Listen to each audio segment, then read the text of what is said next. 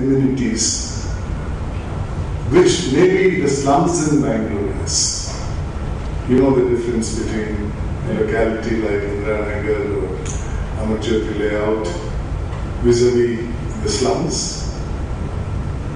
And when I say it with some sense of responsibility that the rural area of India does not have, Karnataka especially, cannot have even that little amenities that are there in the slums in Bangalore. Why I come to it? First, let me try and inculcate one fact into you. If we have to change the existing system, then I think we have to change the attitude of the society in which we are living. The major cause for all this problem is the greed over need concept that is prevailing in men, our people. That is because of the fact that the society respects wealth in all its forms, whether legitimate or illegitimate. The society has lost the sense of distinguishing between these two acts. A person who's wealthy or rich is considered to be a very successful person. That's why every parent wants their children to be successful. Honesty has a little role to play. Humanism has no role to play. Concern for others is nothing to be done. Why again this issue? Because the society is respecting wealth. We have to change this attitude of the society. We have to send a message. Wealth ipso facto does not make you a good person. That message will have to go by we changing our attitude towards materialistic world. I am not a preacher.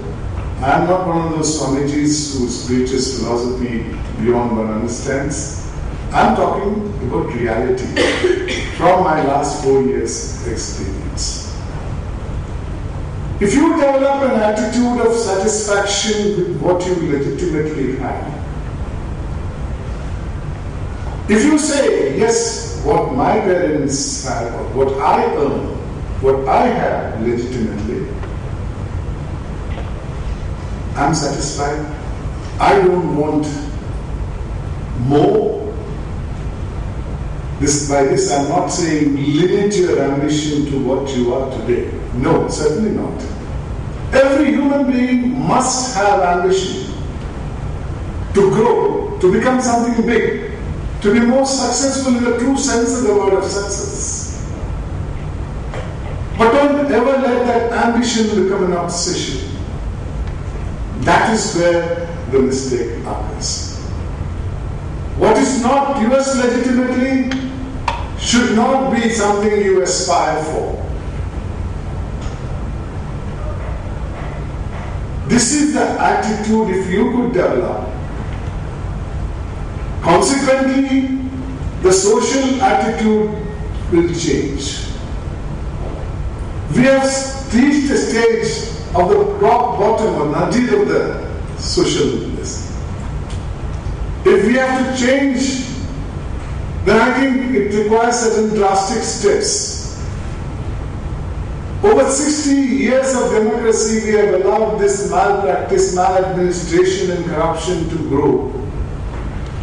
What used to be in 2-figure corruption became 3-figure and 4 figures and 5 figures, and today it is running to thousands of crores of rupees.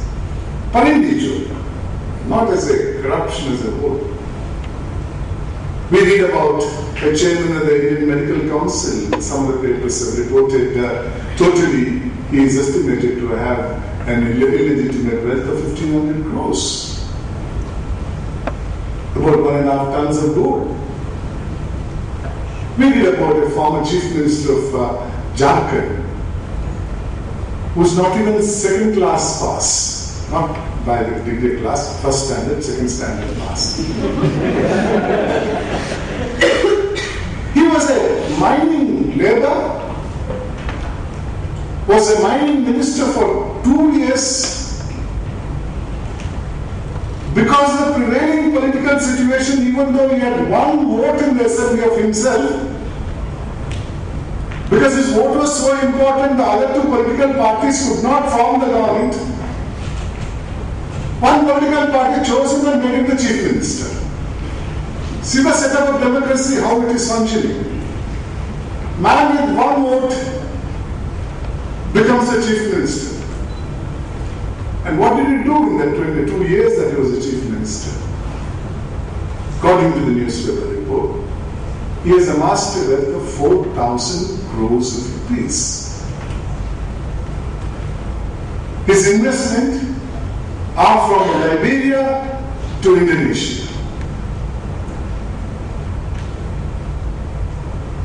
This is two examples I am giving because of course they are extreme examples.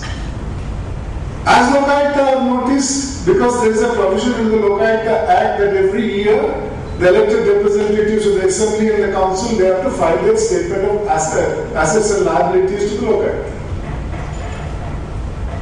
You see a jump of 25 to 30% in the assets of these persons. But of course I don't have the power to go and seize that property. I wish I had that power. They spend 5 to 6 crores of rupees for an election of an MLA, 10 to 15 crores of rupees to become a member of parliament, and recently I heard 2 to 3 crores for becoming a corporate. They are there only to make laws and policies. The rest of the things will be done by the commissioner, joint commissioner, additional commissioner, ward engineers and others. Why? To serve the people? Do you have to spend so much of money to serve the people? If you put that money in a fixed deposit from the interest, you can solve the problems of many monetary problems of many persons in this area of the constituency. Of course, you don't have that power. Obviously, these political posts have become a profession, which I will now start correcting by saying it has become a business. Therefore, I really feel, though it is a very, very strong message I am trying to put across to you, it's that these politicians and bureaucrats, whosoever they may be, they should be socially boycotted. There is no other way out.